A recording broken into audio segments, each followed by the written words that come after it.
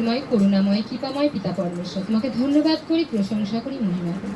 পিতাকে তোমার এই জীবন্ত জীবিত বাক্য বলার সুযোগ পেয়েছি, তার জন্য তোমাকে জানার সাথে সহস্র করি প্রণাম আর অসংখ্য অসংখ্য ধন্যবাদ। এই বাক্য হচ্ছে আমাদের আর্থিক খাদ্য পিতা। আমরা প্রত্যেকে যেন বাক্যের মধ্য দিয়ে তোমার আশীর্বাদ আমরা পাই পিতা। যে বলে সে আশীর্বাদ পাই, যে শোনে সেও আশীর্বাদ পায়। তাই প্রত্যেকটা সন্তান যেন তোমার এই বাক্যের মধ্য দিয়ে যেন আশীর্বাদ পায়। জয় যিশু, হালেলুয়া, আমিন। আমরা সবাই গীত সঙ্গীতের বাক্য একসঙ্গে পাঠ করব। গীত সঙ্গীতা 51 অধ্যায়। হে ঈশ্বর, তোমার অটল ভালোবাসার জন্য আমার প্রতি দয়া করো। তোমার অসীম করুণার জন্য তোমার প্রতি আমার সব বিদ্রোহ ক্ষমা করো।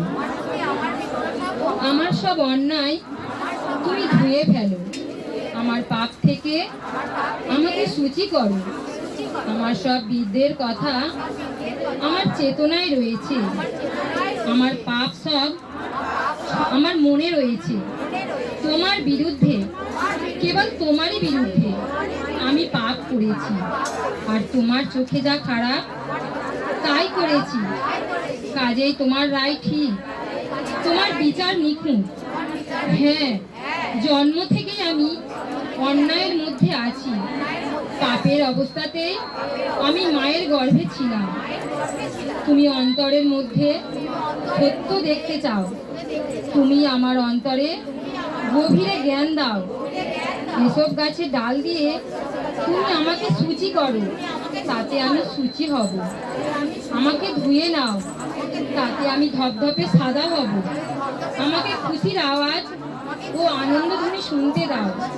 তোমার চুরমার করা আমার এই হাড়গুলো আনন্দ করুন। তুমি আমার পাপের দিকে চেয়ে দেখো না, আমার সমস্ত অন্যায় তুমি ক্ষমা করো। হে ঈশ্বর, তুমি আমার অন্তরে, তুমি আমার মধ্যে খাঁটি অন্তর সৃষ্টি করো।